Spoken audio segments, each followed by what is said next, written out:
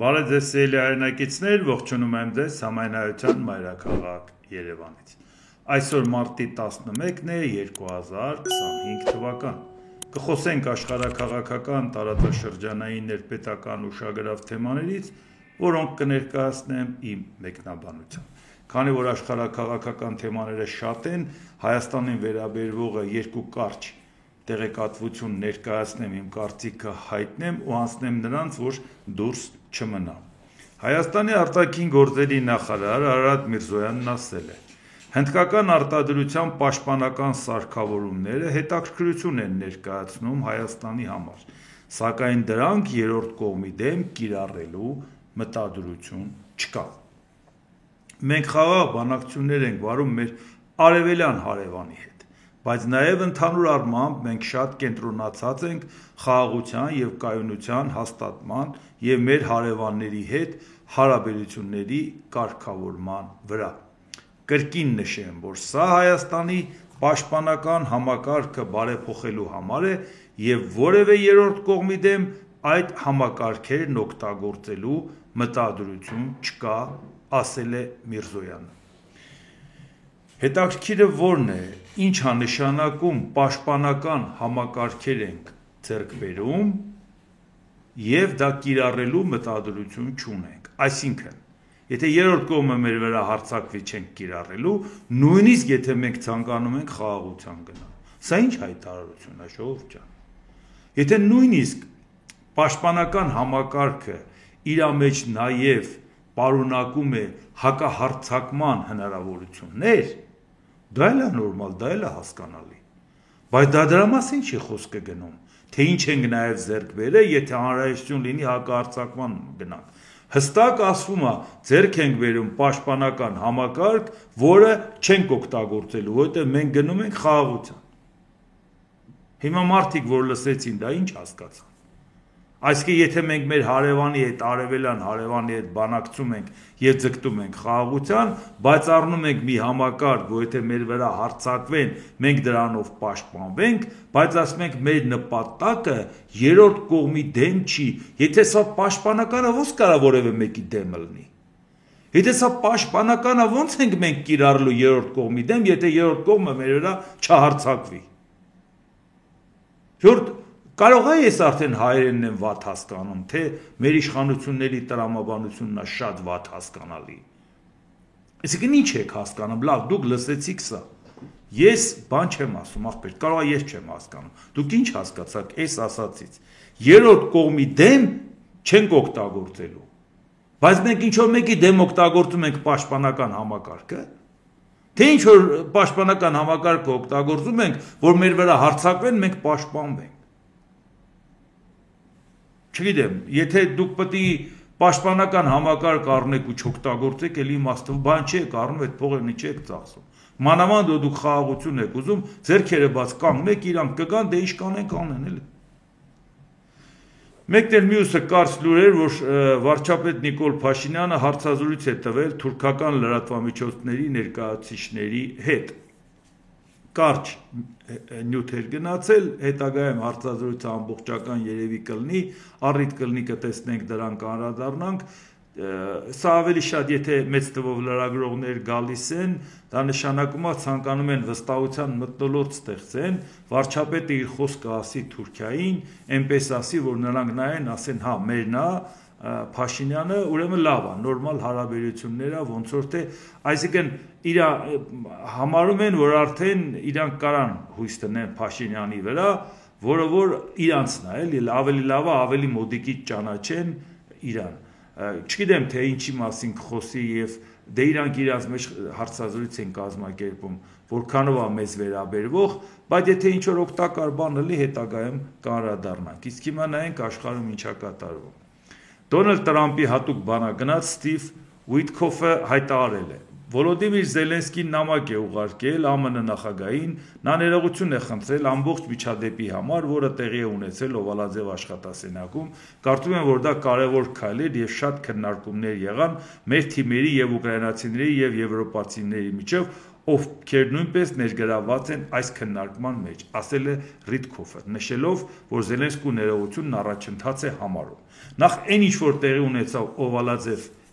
աշխատասենյակում այդ հանդիպման ժամանակ, դա գերագույն խայտառակություն էր հենց Ամերիկայի համար։ Ամերիկայի հասարակությունը դրա դեմ ըմբոստացավ։ Դա մի հատ նայեք, թե ինչպիսի գնահատականներ տրվեցին։ Ինչ տեղի ունեցավ, նրանք ինչքան էին վիրավորված, ինչքան էին ըմբոստացած, ինչպիսի վիճակագրություն կար, մեղադրում էին նախագահին ու փոխնախագահին։ Այդքանից հետո համառորեն ամբողջ ապարատը նստելա, որպեսի Զելենսկուն ասի ներողություն խնդրի, այդ ընթացքում անջատումը հետախուզական տվյալներ չի տալիս, ասում է 16-ին չենք սպասարկելու, այնպես կանենք Ռուսաստանը խփի, մարդիկ մեռնեն, որպեսի Զելենսկին իրանց ասի լավ կներեք, հետո ասեն ժողովուրդ ջան, տեսակ Զելենսկին իր սխալը ընդունեց, Զելենսկին սխալը ընդունողը դրանից հետո կընդուներ, ձեր բազմաչարչար պայքարը մարդ մեռնի, որպեսի ձեզանից ներողություն կորզեն, ասեն Բաքու ջանը չի ցավում քո ժողովրդի համար, մի հատ ներողություն խնդրի ամերիկացիներին ցույց տանք, որ մենք ճիշտ ենք։ Երբ որ դուք տենց տենչում եք, որ դա լսեք, Ամերիկայի քաղաքացին էլ արժանապատվություն ունի։ Նա հասկացավ, որ դուք ձեր սխալը բազմապատկեցիք։ Դե հիմա դրանից հետո մի հատ էլ հարցում անցկացրեք։ Տեսեք մարդկանց դուր եկավ են ինչ որ տեղի ունեցավ, երբ որ հասկացան այդ ընթացքը ինչով էիք զբաղված։ Աշխարհի գործերը թողած ուրեմն Զելենսկու ներողությունով է պայմանավորված, թե դուք ճիշտ եք։ Այդ Զելենսկի ներողությունը խնդրե դուք ճիշտ էիք, հա։ Ամբողջ աշխարհն ասեց դուք սխալ էիք։ Առաջին հերթին Ամերիկայի քաղաքացին։ Հիմա կրկնակ ավելացրեցիք այդ սխալը։ Հիմա շարունակենք։ Ուկրաինայի նախագահ Վոլոդիմիր Զելենսկին ժամանել է Սաուդյան Արաբիայի Ջիդա քաղաք, Սաուդյան Արաբիայի թագաժառանգ Մոհամմեդ բեն Ալման Ալ-Սաուդը հանդիպել է Ուկրաինայի նախագահ Զելենսկու հետ։ Երկու ղեկավարները նաև պաշտոնական բանակցություններ են վարել։ Հետո արդեն այնտեղ քննարկում է, որ պատերազմից տուժած երկրներում խաղաղություն հաստատելու ջանքեր, Սաուդյան Արաբիան հույս է հայտնել, որ ուկրաինական ճգնաժամը կավարտվի ըստ միջազգային իրավունքի եւ ՄԱԿ-ի կանոնադրության, ներառյալ ինքնիշխանության սկզբունքները եւ միջազգայինորեն ճանաչված սահմանները։ Ուշադրություն, Ամերիկան ասում է մենք ինչ ձևի էլ բանակցենք, պետք է Ուկրաինան զիջումների գնա տարածքային, պարտադիր պիտի զիջումների գնա։ Եվ իրանք շատ են չարչարում, որ Սաուդյան Արաբիայի հետ Ամերիկան նորմալ հարաբերություն հաստատի, Սաուդյան Արաբիան գա ներդրումներ անի Ամերիկայում, այդ մասին խոսել ենք։ Եվ հիմա ստացվում է այնպես, որ Սաուդյան Արաբիան, բացի այն, որ շահագրգռված է Ուկրաինայի հետ գործընկերության, նաև ասում է, որ ես ընդունում եմ, որ այդ հարցը պետք է կարգավորվի ՄԱԿ-ի կանոնադրության, ներառյալ ինքնիշխանության սկզբունքները, միջազգայինորեն ճանաչված սահմանները։ Այսինքն իմ մոտեցումը սա է։ Քաղաքական իրավիճակի քննարկումից բացի տնտեսական հարցերն են քննարկվել եւ մեկ էլի հարցեր կա։ Սաուդյան եւ Ուկրաինա կողմերը վերահաստատել են ներդրումային հարաբերություններն ամրապնդելու իրենց վճռականությունը, հաստատելով խոստումնալից ներդրումային եւ տնտեսական գործունեություն այլ ոլորտներում, որոնք առաջնահերթ են երկու երկրների համար, ներառյալ էներգետիկա, սննդի արդյունաբերություն, ենթակառուցվածքներ եւ այլն։ Կողմերը հավելել են, որ ակնկալում են նավթի, գազի եւ դրանց ածանցյալների, ինչպես նաեւ նավթաքիմիական ոլորտներում համատեղ համագործակցության հնարավորությունների ուսումնասիրություն։ Այսինքն մենակ այսքանը բավարար էր, չնայած մենք գիտենք, որ Զելենսկին թեկուզ գնացել էր Ջիդա, բայց ինքը այն պատվիրակության հետ հանդիպելու խնդիր չուներ, որովհետև այդ պատվիրակությունը առաջի դեմքի մակարդակներով չէր հանդիպումը, մենք դրան հիմա կանրադառնանք։ Ուղղակի մենակ այն հանդիպումը, որ այդ մթնոլորտում գնացել էր, քննարկվել էր եւ նաեւ պայմանավորվել էին առևտրատնտեսական հարաբերություններ, բացի դրանից էլ այն ինչը որ ես ձեզ համար կարեւորեցի, որը հատուկ իրանք տարածել էին։ Ուկրաինայի եւ ԱՆԱ-ի պատվիրակությունների միջև բանակցությունները մեկնարկել է Սաուդյան Արաբիայի Ջիդա քաղաքում, մի հատ ընդմիջվել էր նորից շարունակեցին, հիմա դեռ ինֆորմացիա չկա, դրա համար դրան չենք անդրադառնա, վաղը անդրադառնանք։ Ուկրաինական կողմից հանդիպմանը մասնակցում են Զելենսկու գրասենյակի ղեկավար Անդրեյ Երմակը, արտաքին գործերի նախարար Անդրեյ Սիբիգան, պաշտպանության նախարար Ռուստեմ Ումերովը։ ԱՄՆ պատվիրակությունը ներկայացնում են պետքարտուղար Մարկո Ռուբիոն եւ ԱՄՆ նախագահի ազգային անվտանգության հարցերով խորհրդական Մայք Ուոլցը։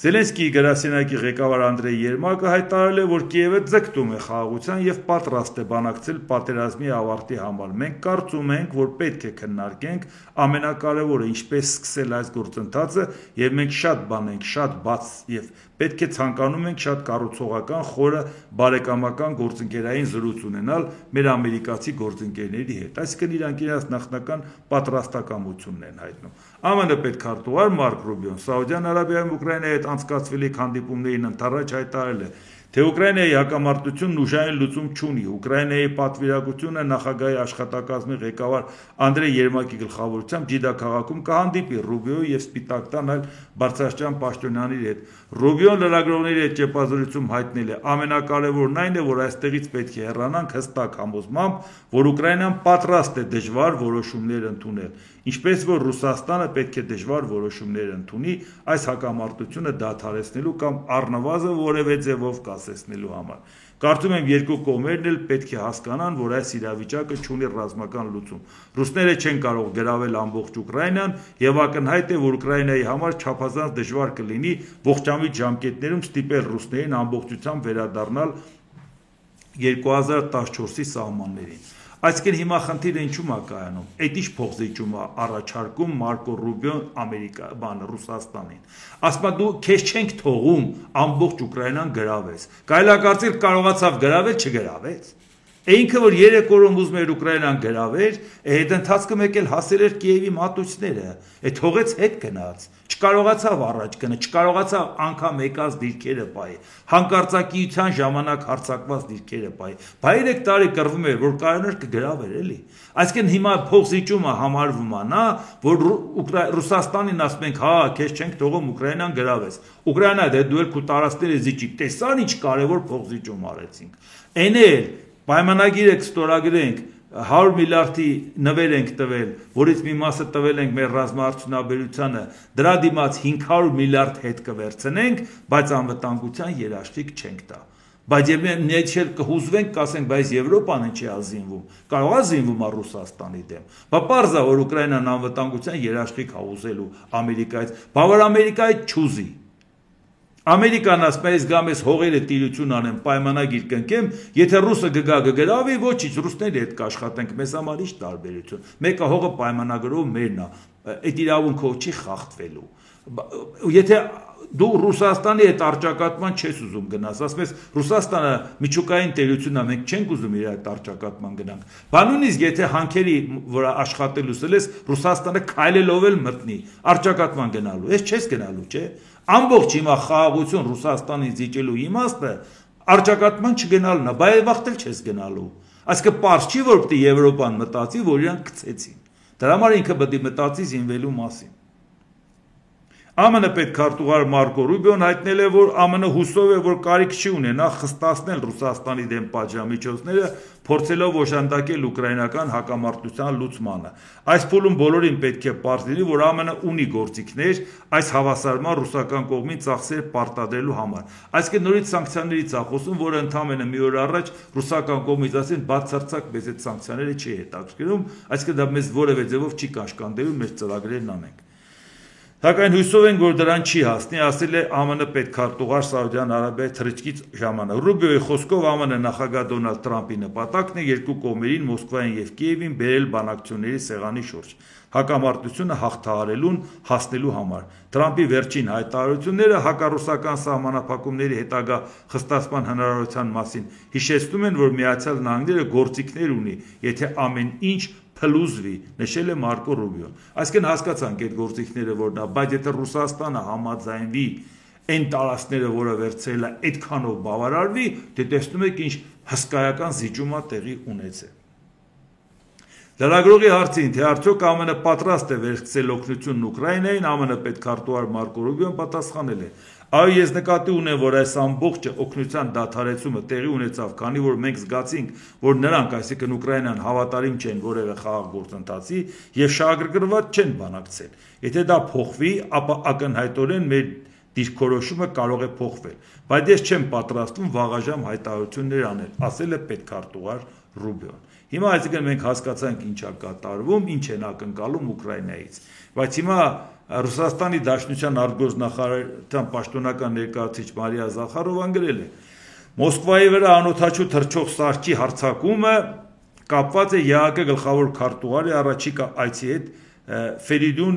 այդ Սինիլիողլի եւ Սերգեյ Լավրովի բանակցությունները այսօր էր, դրան էլ կանդրադառնամ։ Սա առաջին դեպքը չէ, երբ օտարերկրյա բարձրաշրջան պատվիրակության այցը Մոսկվա ուղեկցում է ուկրաինական անօդաչու թռչող սարքերի հարձակմամբ, գրել է Զախարովան, որովհետև գիշերվա ընթացքում ուկրաինական զինված ուժերը ամենախոշոր հարձակումն էին իրականացրել այս ամբողջ ընթացքում, էլի, այդ անօդաչու թռչող սարքերի։ Բայց դա, ինչպես տեսնում եք, կապեց Մարիա Զախարովան ուղղակի ԵԱԿ-ի գլխավոր քարտուղարի այցելությամբ Մոսկվա եւ ասեց սա մի արտարոց բան չի, առաջի դեպքը չի։ Այն դեպքում եւ սա ամենամեծ ծավալի հարձակումն է եղել։ Բայց ինչպես տեսնում ենք, այդ կարծիքին չի նաեւ մյուս կողմը Ռուսաստանի պաշտոն, ոնց որ իրանք էլ են սկսել չլսեն, թե այն մյուսն ինչ ասե։ Ռուսաստանի Դաշնության մամուլի խոսնակ նախագահի Դմիտրի Պեսկովն անդրադարձել է այսօր առավոտյան Ուկրաինայի կողմից Մոսկվայի շրջանի վրա աթեիստներով զանգվածային հարձակմանը։ Այս պահին բանակցություններ չեն ընթանում։ Իրենց իսկ խոստովանությամբ ամերիկացիները փորձում են հասկանալ, թե որքանով է Ուկրաինան պատրաստ խաղաղ բանակցությունների, քանի որ բանակցությունները դեռ չկան։ Ապա ոչինչ չկա խափանելու, ասել է Պեսկովը։ Միաժամանակ ըստ Պեսկովի, աթեիստների հարձակումները կարող են խաթարել Ուկրաինայում իրավիճակի խաղաղ կարգավորման ուղղված միտումները։ Այսինքն իրանք դա Պեսկովը դա կապում է Ուկրաինայի հարձակումը հենց բանակցությունների հետ, Ջիդայում անցնող բանակցությունների։ Այսինքն դուք մի քանի օր առաջ դուք էիք հարձակվել բանակցությունից առաջ ջարդում ավիրում էիք Ամերիկայի օգնությամբ։ Հիմա էլ մենք բանակցությունից առաջ մենք ենք ակտիվ ձևով խփում, ասում ենք չգնաք զիջումների, շարունակվելու է։ Բայց չգիտես ինչի սկզբից Զախարովան դա ուրիշ բանի հետ կապեց, չուզեցավ ցույց տա, որ դա իսկապես բանակցային ճնշում էր։ Բայց դե Պեսկովը չկարողացավ դա թաքցնի, էլի։ Իսկ հիմա մենք տեսնենք Լավրովը ինչ է ասում։ Ռուսաստանի Դաշնության արտգործնախարարության Սերգեյ Լավրովը ԵԱԿ գլխավոր քարտուղարի հետ հանդիպումից հետո ասուլիսի ժամանակ հայտարարել է. Զելենսկին հրապարակարանորեն հայտարարում է, որ որևէ զինադադար չի ցանկանում, քանի դեռ ամերիկացիները իրեն երաշխիքներ չտան, որ անհրաժեշտության դեպքում Ռուսաստանը կզոդեն միջուկային զենքով։ Նա հարցը ոտարորապես այդպես է դնում։ Իսկ այս ամենն առայժմ լուրջ չէ, նշել է Լավրովը։ Այսինքն ինչ չի լուրջ։ Որ Զելենսկին ասում է բերեք, եթե դուք հիմա ուզում եք խաղաղություն, Ուկրաինային պարտադրում եք խաղաղություն, հարգելի Ամերիկա, դե գոնե դու անվտանգության երաշխիք տու, որ իմանանք, երբ որ մենք սկսենք խաղաղ ապրել, Ռուսաստանը նորից առաջ չի գալու։ Առավելևս դու Ռուսաստանի տառճակատման գնալ չես ուզում։ Քո վրա պարտավորություն վերցրու։ Լավրովն ասում է դա լուրջ չէ, այսինքն ինչ չի լուրջ։ Այսինքն ինչի՞ տա պետք է, որ դու անվտանգության երաշխիք ունենաս։ Չգիտենք, որ սկի անգամ երաշխիք տված ժամանակ դա չես հարգում, բայց հիմա մի ուրիշ բան էլ կար է, շատ հետաքրքիր է, այսինքն Լավրովի հայտարարությունը։ Արևմուտքն ամեն ինչ անում է ԵԱԿ ներսում համաձայնությունը խզելու եւ կազմակերպության գոյությունն ավարտին հասցնելու համար։ Հայտարարել է Ռուսաստանի արտգործնախարար Սերգեյ Լավրովը ԵԱԿ գլխավոր քարտուղարի հետ բանակցություններից հետո ասուլիսում։ Մենք դեռևս հավատում ենք, որ միայն համաձայնությունը կարող է փրկել ԵԱԿ-ին, իսկ արևմուտքը չգիտեմ ում է հավատում, միգուցե արդեն ոչ ոքի, բացի սատանայից։ Ամեն ինչ անում է, որպեսզի համաձայնությունը քանդի, նշել է Լավրովը, հավելելով, որ արևմուտքը նպատակադրված է ԵԱԿ-ի գոյությունն ավարտելու։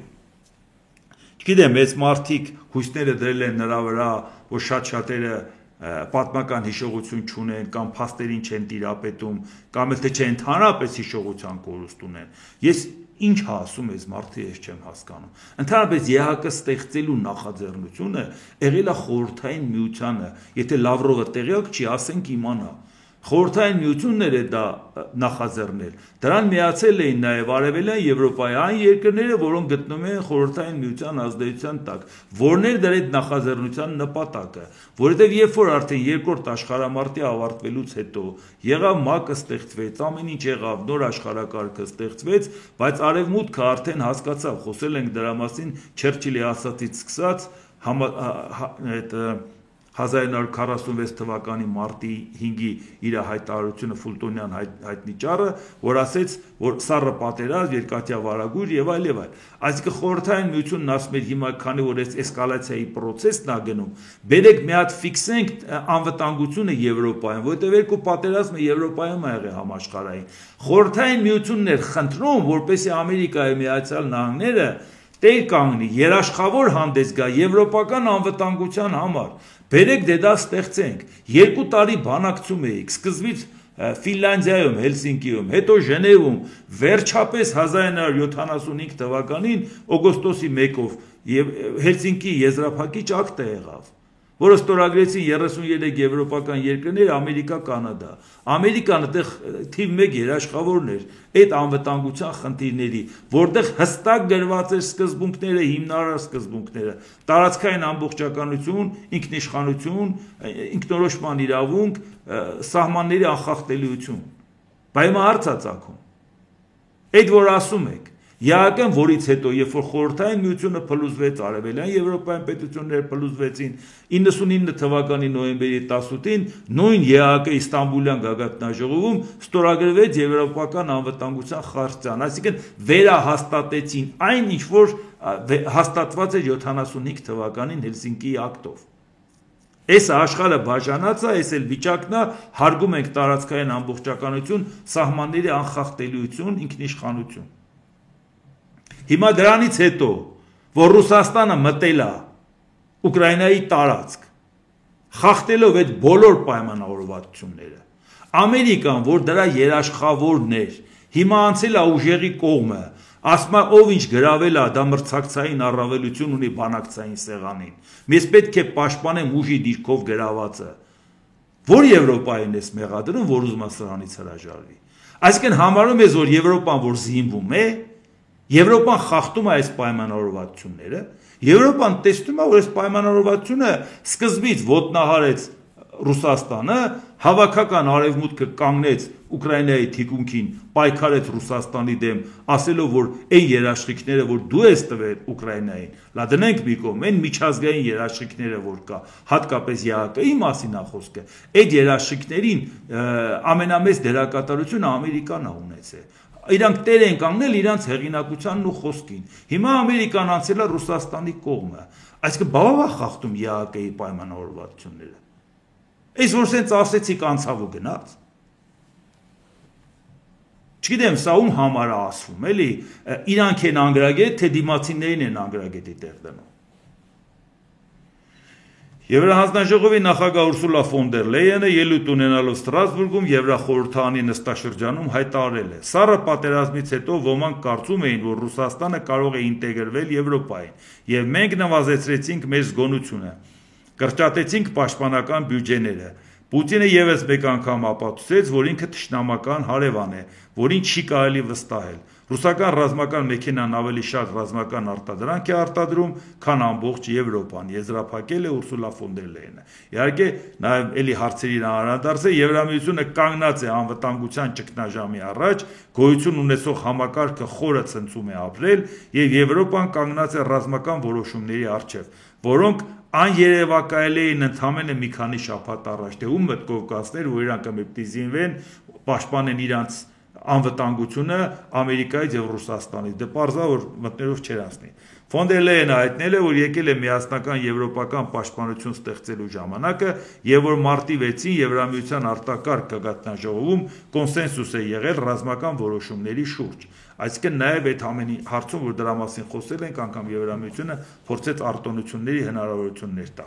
Իսկ հիմա մի հատ տեսնենք Ամերիկայում մի քանի հարցի անդրադառնանք, էլի նորից հարցեր կա, արագ կանցնենք դրան։ ԱՄՆ պետական արդյունաբերության գերատեսչության ղեկավար X-ի սեփականատեր Իլոն Մասկը հայտնել է, որ X սոցիալական հարթակը կիբերհարձակման է ենթարկվել։ Մենք ամեն օր հարձակման ենք ենթարկվում, բայց սա արվել է մեծ ռեսուրսներով, ներգրաված է կամ մեծ համակարգված խումբ, կամ որևէ երկիր, գրել է Մասկը։ Մասկը նշել է, որ իր սոցցանցի վրա կիբերհարձակումը կատարվել է ուկրաինական ծագման IP հասցեներից։ Մենք վստահ չենք, թե կոնկրետ ինչ է տեղի ունեցել, բայց դա մասշտաբային կիբերհարձակում էր, որպեսզի փորձեն շարքից անել X համակարգը IP հասցեներով, որոնք տեղի են ունենում Ուկրաինայի տարածքից, ասել է Մասկը։ Newsweek-ը հայտնել է, որ X-ի վրա այդ DDoS հարձակումները պատասխանատվությունն ավելի վաղ ստանձնել էր Պաղեստինյան մի հատ խումբ, հաքերային խումբ։ Հիմա խնդիրը որն է, ես չգիտեմ Իլոն Մասկը, որ հիմա մեղադրում է, թե Ուկրաինայից էր դա ուզմա տպավորություն ստեղծի դրա համար Ուկրաինային չի սիրում, ենթադրենք Ուկրաինայի մի հատ հաքեր տենց ինչ-որ մի հատ բան է անում։ Դա ինչ կապ ունի, դա օպերատիվ քաղաքականություն չի, բայց նույնիսկ երբ որ հիմա ինքը Ուկրաինայի հետ կապված ասում է, իր նկատմամբ այնպես լայնամասշտաբ ատելություն կա, որ ասում են այ հալալա շատ էլ լավ է սարը։ Ինչի դուք չգիտեք, որ հիմա X-ից զանգվածաբար հրաժարվում են, դուրս են գալիս այդ ցանցից։ Այդ հարցակումով հիմա ինքը ուզում է բացատրի, որ տապալումները, ձախողումներն ավելացել է, դրա համար են մարդիկ հեռանում, որովհետև հուսալի չի։ Այսինքն Մարս մոլորակ է իր թռնում, հիմա էլ արդեն հասկացանք չես թռնում։ Բա գոնե մի հատ, այս չես կարող DDoS հարցակումի դեմն առնես։ Այդ օրինա քո կազմակերպությունը, որ հիմա ասում ես Ուկրաինան է մեղավոր։ Դե չնայած այդ Մարս թռնելն էլ երբ էինք խոսում, անգամ վերնագիր էի դրել, որ Կարմիր մոլորակ թռնելու տեղը Մասկը թռավ Կարմիր հրապարակ, էլի, այսինքն Մարսը մոռացեք, էլ այնտեղ գնացող չկա։ Ոչ շատ չգիտեի, որ Տրամպը պետք է ասի այդ ծրագրից դուրս են գալիս։ Իսկ հիմա շարունակենք, թե ինչա կատարը։ Միլիարդատեր Իլոն Մասկի Տեսլան վերջին 2.5 ամսում կորցրել է բաժնետոմսերի արժեքի 55%-ը, ժողովուրդ ջան։ Բա քաղաքականություն էիք վարում, բա էս էիք անում։ Հիմա եկել է ձեր ժամանակները, նախկին թալանչիները թալանել էին, նախկին թալանչիների օրոք ծաղկում էր քու բիզնեսը։ Այդ նախկին շատ վատ աշխատողների ժամանակ ամենահարուստ մարդն էիր։ Մի քանի օր առաջ ասացի, որ այնպես պետք է անի միլիարդատեր Մասկը դառնա միլիոնատեր։ Հիմա հաստատուն քայլերով գնում ես այդ ուղղությամբ։ Բա հիմա ձեր ժամանակներն են եկել։ Էս ինչ է այսօրին։ ԱՄՆ ֆոնդային շուկան 4 տրիլիոն դոլար է կորցրել Դոնալդ Տրամպի մաքսատուրքերի պատճառով այդ հայտարարության։ Reuters-ը գրում է, որ ԱՄՆ նախագահ Դոնալդ Տրամպի մաքսատուրքերը վախեցրել են ներդրողներին, իսկ տնտեսական անկման վախը հանգեցրել է ֆոնդային շուկայի վաճառքին։ Տրամպի գործողությունները մեծացրել է անորոշությունը բիզնեսի, սպառողների եւ ներդրողների համար։ Մասնավորապես դրա վրա ազդել են մաքսատուրքերը ԱՄՆ-ի հիմնական առևտրային գործընկերների դեմ, ինչպիսիք են Կանադան, Մեքսիկան, Չինաստանը։ Անկամ հայտարարությունը միայն բավարար էր, որ ասեն շուկան սենց անկայուն վիճակը լինի։ Եվ հիմա պատկերացրեք նաև խնդիրը որն է։ Այս լանդամենը հայտարարություններն է։ Էլի ես ասեմ, սա փլուզում չի, չնայած լրատվամիջոցները արդեն փլուզում են ներկայացնում, ամենացածր ցուցանիշ եւ այլ, այս կողմեկով էլի փլուզում չի, բիզնեսը կկարողանա ինքնակարգավորման գործիքներով վերականգնի այդ վիճակը, չնայած բաներ կանդառնալի կարող է կորցնի։ Բայց երբ որ անընդհատ միջամտում է Տրամպը թույլ չի տալիս, որ իրանք մի բանի վրա տրամադրվեն այդ ինքնակարգավորման, այնքան հակասական բաներ է ասում, որ մարդիկ չեն կարողանում նենց անել, ապագայի նկատմամբ վստահություն չկա, ավելի շատ փլուզվում է ԱՄՆ-ի գործող վարչակարգի նկատմամբ վստահությունը։ Բիրժան արդեն դրա հետևանքն է։ ԱՄՆ-ում ֆոնդային ինդեքսը փլուզվել է, այս էլի ԱՄՆ-ի լրատվականներն են ասում։ Հիմնական պատճառը վախն է, որ տնտեսությունը գնում է դեպի ռեցեսիա, այսինքն անկում է գնում։ Երկուշաբթի Wall Street-ում տեղի ունեցածը CNN-ը անվանել է ջախջախում։ 3 հիմնական ինդեքսները նվազել են, դրանք ցուցանիշները չկարդամ, Dow Jones-ը, S&P 500-ը, Nasdaq-ը, իսկ Bloomberg-ն էլ հայտնում է, որ ընդհանուր առմամբ տեխնոլոգիական ոլորտը նրա հիմնական ինդեքսը Nasdaq-ն է, կորցրել է 1 տրիլիոն ԱՄՆ դոլար, պատկերացրեք իր արժեքը, էլի, այսպիսի վիճակ է։ Իդեպ մի բան էլ ասեմ ձեզ, մի քանի միլիարդատերեր, որոնք պաշտպանում էին Դոնալդ Տրամպին, այս մի քանի օրվա ընթացքում 200 միլիարդ դոլար փող են կորցրել։ Տղեկ ջան, բայց թալանչիների վաղ չէիք աշխատել։ Այդ պետությունները հերն անիծող նախկինների ժամանակ չէիք աշխատել։ Բա համ եկել է ձեր ժամանակները, այս ի՞նչ է ձեզ պատահել։ Ինչ-որ բան է պատահել ձեզ։ Այս ի՞նչ չեք կարող ընդլայնվեք, զարգանալ։ Վերջը ձեր ժամանակներն է, չէ՞։ Ձեր կողմից վարվող տնտեսական քաղաքականությունը, այս քաղաքականությանն եք աջակցել։ Լավ ուրիշները նոր իրավիճակին չեն տիրապետում, հասկացանք։ Ուրիշները դեռ պետք է կողմնորոշվեն, հասկացանք։ Բա դուք գնացել եք Տրամպին, ողջունել եք, կողքը կանգնել էիք։ Բա որ դուք տուժում եք, ուրիշներին ինչ եք հիմա, ինչ ազդանշան եք ուղարկում։ Միլիարդատեր եւ ԱՄՆ նախագահի դաշնակից Իլոն Մասկը հերթական գրառմամբ հարձակվել է Լեհաստանի արտգործնախարար Ռադոսլավ Սիկորսկու վրա։ Վերջերս Մասկը Սիկորսկում փոքր մարդ էր անվանել, դա տեղի է ունեցել բանավոր վեճի ժամանակ, որը սկսվել էր այն բանից հետո, երբ Մասկը սպառնացել է անջատել Starlink-ը Ուկրաինայում։ Մինչ այդ Ռադոսլավ Սիկորսկին վիճաբանության մեջ էր մտել Մասկի եւ ԱՄՆ պետքարտուղար Մարկո Ռուբիոյի հետ այն բանի համար, որ Մասկը սպառնացել էր Ուկրաինային, որ եթե փակի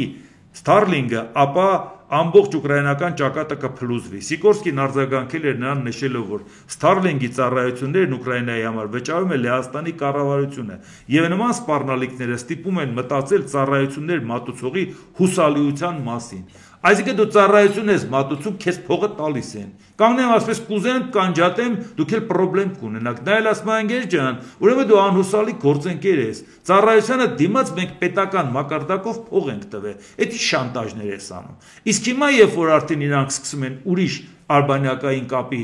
գործընկերներ մանգան, Մասկը խառնված ասում է լավ էլի ժողովուրդ ջան, եկեք իրար հետ աշխատենք։ Ինչ գործ ունես, սրան անուն դնես, նրան անուն դնես, այս դատավորին հանեք։ Մի հատ տեղավորվի քու սահմանների մեջ, էլի։ Փողերը տես գործում ես, անգնելու ես, գլորվելու ես։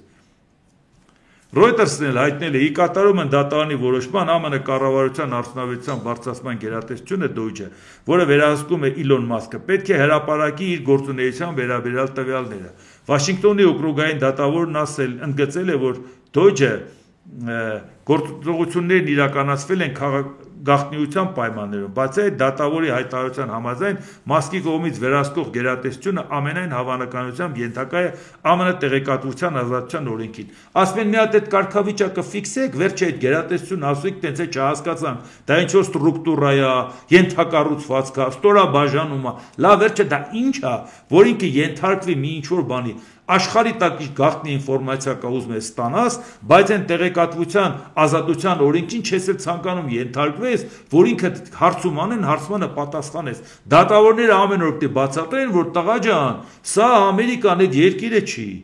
Դու այս երկիր եկել ես, թյուրիմացաբար եկել ես, բախտդ էլ խելքիցդ առաջ հանգե։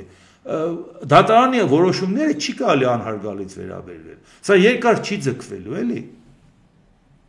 Իսկ ԱՄՆ նախագահ Դոնալդ Տրամպը հայտարարել է, որ կգնի նոր Տեսլա մեքենա ընկերության սեփականատեր Իլոն Մասկին աջակցելու համար։ Ես վաղն առավոտյան պատրաստվում եմ գնել բոլորովին նոր Տեսլա, ի նշան վստահության եւ աջակցության իսկապես մեծ ամերիկացի Իլոն Մասկի։ Ինչու նա պետք է պատժվի այն բանի համար, որ գործի է դնում իր հսկայական հմտությունները, որպեսզի օգնի ԱՄՆ կրկին հզոր դարձնել, գրել է ԱՄՆ նախագահը։ Նա ուղերձ է հղել հանրապետականներին, պահպանողականներին եւ բոլոր ամերիկացիներին, նշելով, որ Իլոն Մասկն անում է ամեն ինչ ազգին օգնելու համար եւ կատարում է ֆանտաստիկ աշխատանք, սակայն արմատական ձախ խելագարները, ինչպես հաճախ փորձում էին, որոնց օրինակ Մասկը այդքան հարստացել էր, անօրինական կերպով եւ դավադրաբար բոյկոտել Տեսլան, աշխարհի մեծ ավտոարտադրողներից մեկին, Իլոնի երեխային, որպես հարձակվեն եւ վնաս հասցնեն Իլոնին եւ այն ամեն ինչին, ինչի համար նա պայքարում է, նշել է Տրամպը։ Իլոն Մասկի կառավարության արդյունավետության վարչության գործողությունները ուղղված են կառավարության ապարատի կրճատման եւ այլ։ Մի խոսքով այս ամեն ինչը գրածա, բայց Տեսլայի բաժնետոմսերի զգալի անկումից հետո ընդամենը մեկ օրում նվազել է 8 միլիարդ դոլարով մեկ օրվա ընթացքում։ Այսինքն սա այնպիսի հարված հասցնում են աշխանի, որ Դոնալդ Տրամպը արդեն ավտո է առնում, որպեսի գովազդի արդարա ժողովուրդյան Տեսլա առեք, որտեղ ամբողջ աշխարհում են բոյկոտում, էլի, արդեն իրանց վերաբերմունքն արտահայտում են դրա նկատմամբ։ Իհարկե Դոնալդ Տրամպի այս հայտարարությունը, որ համառորեն չի հասկանում, որ Մասկը քանդում է Ամերիկան, չնայած վստահ են, որ չի հաջողվելու իրան, բայց անդառնալի վնասներ կտա Ամերիկային, այդ հաստատ կյանքը ցույց կտա, կտեսնենք։ Բայց նույնիսկ այդ պարագայում, եթե համառորեն Տրամպը ցանկանում է իրան պաշտպանի, նույնիսկ պատրաստ է իր հեղինակության հաշվին ավտո առնի, որպեսի ասի գիտեք ինչ խորտակվում է, Մասկի թվերը, որ ընկավ, շեշտակի է անկնելու։ Հիմա դեռ էլ ինքը պահպանում է իր դիրքերը որպես հարուստ, բայց երբ որ տնտեսության մեջ ինքը սկսի մի հատ գծի գա, որի դեպքում արդեն այդ ծավալները պահել չի կարողանա, ոնց որ մասնավորապես տեսնում ենք նախկին Twitter-ը այդ X սոցիալական ցանցի վիճակը, Տեսլայի վիճակը, Starlink-ի հետ կապված խնդիրներ ունի, առհասարակ ինքը խնդիր ունի Ամերիկայի եւ աշխարհի հետ կապված, եւ Տրամպի աջակցությունը հակառակ ազդեցություն ունենալու դրա համար։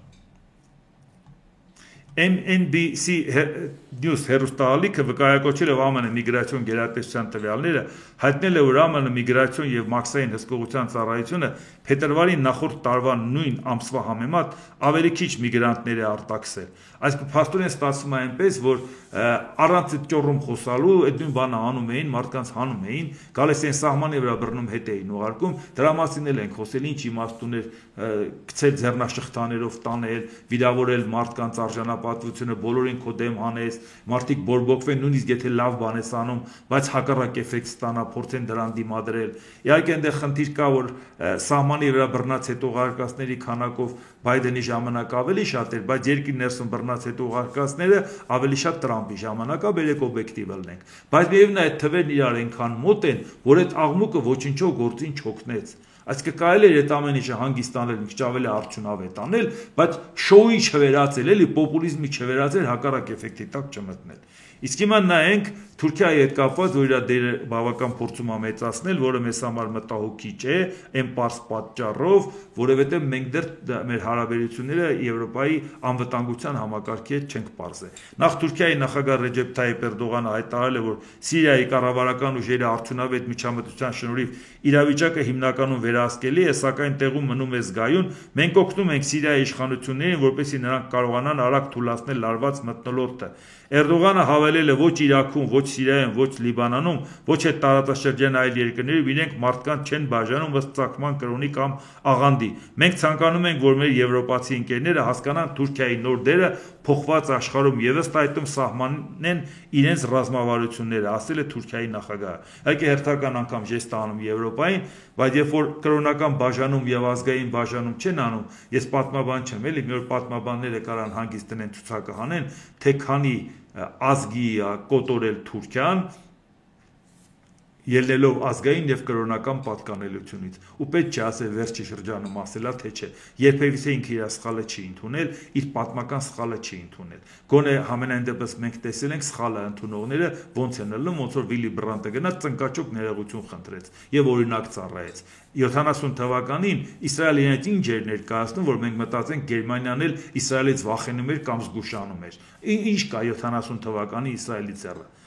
դա վերաբերմունք էր ցույց տալիս իսկ ինքը այդքան բավական ուժեղ դիրքերը մլնելով այսինքն համենայն դեպս Թուրքիան որևէ անգամ չի ընդունել որ ինքը դեմ այն ինչ որ կատարվել է կամ նախկիններն են կատարել ինքը դրա կրողը չի ժառանգորդը չի լավ էլ ժառանգորդն է նենց ուրիշների մատնացույց պետք չի անել թե կրոնական կամ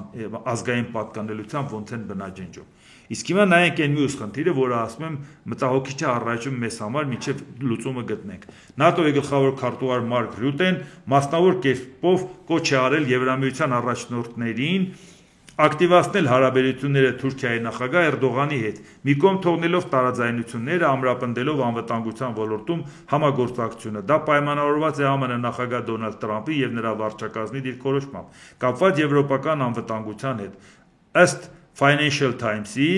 Բրյուսելը ուսումնասիրում է Թուրքիայի եւ Եվրամիության անդամ չհանդիսացող այլ երկրների հետ համագործակցության ընդլայնման հնարավորությունը որպես եվրոպական պաշտպանական կարողությունների զարգացման մաս։ Պաշտոնյաները նշել են, որ Անկարայի հետ ներգրավվածությունն ընդլայնելու մղումը նաեւ ուղղված է Եվրամիության երկրների հետ երկկողմ կապերի բարելավմանը։ Այս այն խնդիրն է, որի մասին խոսում ենք, որը ինձ միշտ մտահոգում է, որովհետեւ Թուրքիան իր ծառայությունն առաջարկում, Եվրոպան մտածում է Թուրքիան վտանգավոր է որ մտցնի Եվրամիություն, բայց դա չի մտցնում անվերահսկելի Թուրքիան որպես իր հարևան։ Արդյոք իրան ձեռնտու է, եթե ուժի կենտրոն որպես այդպեսին Ամերիկան չի գործելու մեր տարածաշրջանում։ Կամ էլ Ռուսաստանի հետ խաղեր տալը ինչ որ ժամանակ ավարտվելու է։ Այդ պարագայում ինչ անեն։ Թուրքիային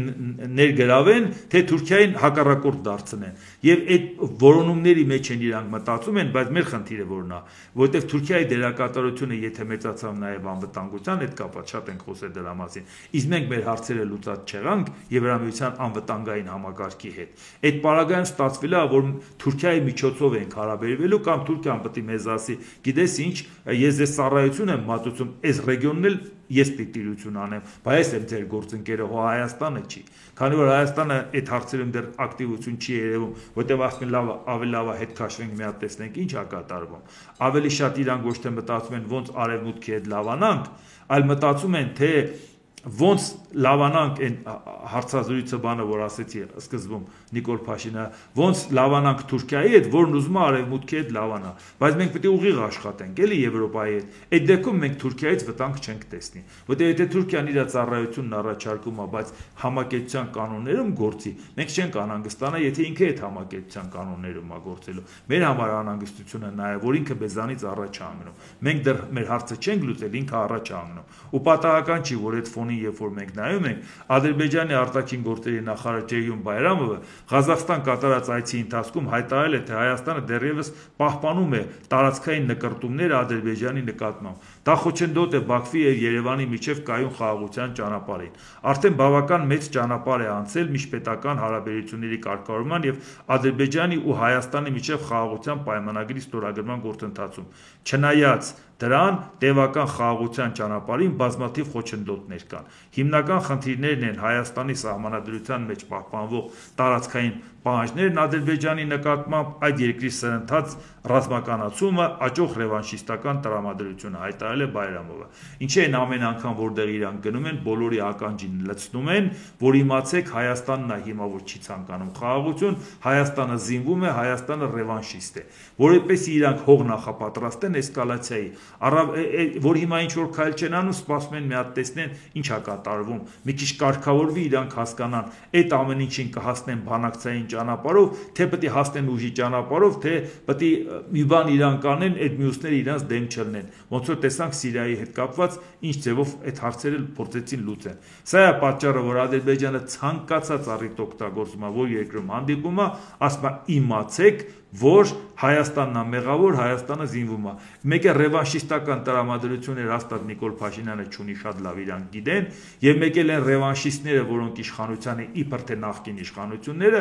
20 տարի Հայաստանը իշխանության էին, անենց ոնց որ իրանք սպասարկեցին Ադրբեջանի շահերը, որ նրանք զինվեն, նրանց ժամանակ տրվեր, շատ լավ էլ իրանք այդ ամեն ինչն արեցին։ Հիմա իրանք հասկանում են, որ այս նոր իրավիճակում Հայաստանում էլ են այդ նախկինները փորձում ակտիվանալ ինչ որ ձևաչափերով, բայց իրանց հետ կապվելով դա չեն կարող թաքցնել։ Հիմա իրանք մտածում են, որ ոնց անեն, որ այդ ռևանշիստների հեղինակությունը բարձրացնեն։ Եթե Ադրբեջանը նրանցից անհանգիստ է, եթե Ադրբեջանը նրանցով մտահոգված է, ժողովուրդ ջան, ուրեմն իրանք լավ բան են անում։ Հայաստանի համար լավ բան է։ Ու կարծում եք Հայաստանի ժողովուրդը այդպես պրիմիտիվ բանի վրա հիմա շարունակում է խաբվել, լավ մի քանի անգամ խաբվել է, բայց հիմա չի խաբվում էլի։ Եթե Ադրբեջանը վախեցած է Ռոբերտ Քոչարյանից ու Սերժ Սարգսյանից, ուրեմն բերեք պաշտպանենք Ռոբերտ Քոչարյանին ու Սերժ Սարգսյանին։ Հավատացինք ժողովուրդ ջան։ Թե չէ Ռոբերտ Քոչարյանն ու Սերժ Սարգսյանը չէին 20 տարի ամեն ինչ անում, որ Ադրբեջանը հետո լավ էլ զինվի, ամեն ինչ անի, մենք էլ մեկուսանանք, հետո գան այդ ամեն ինչը գրավեն։ Նենց այդ պրիմիտիվ բաների վրա չենք խաբվում, բայց իմանում ենք, որ Ադրբեջանը շարունակում է հիմքեր ստեղծել աշխարհի համար, ականջին լսացնել տալ, որ Հայաստանը զինվում է եւ ռևանշիստական տրամադրությունը համառորեն սահմանադրությունը չի փոխում։ Երբ որ լավ գիտենք, որ սահմանադրությունը փոխել այդքան հեշտ գործ չի, բայց նա դիտավորել դա ասում է նրա համար, որ ցույց տա, որ Հայաստանը շարունակում է այդ ճանապարհը, որ ինքը դա օգտագործի մեր դեմ։ Դրա համար պետք է ուշադիր լինենք, հետևենք իրադարձությունների զարգացմանը, այսօր այսքանը, եթե հավանեցիք սեղմ 1 լայք կոճակը, բաժանորդագրվեք Էդվարդ Տանտինյան YouTube-յան ալիքին, սեղմ 1 զանգակ կոճակը, գրեք մեկնաբանություններ, գրեք հարցեր, դիտեք եւ դատեք ինքներդ։ Շնորհակալություն։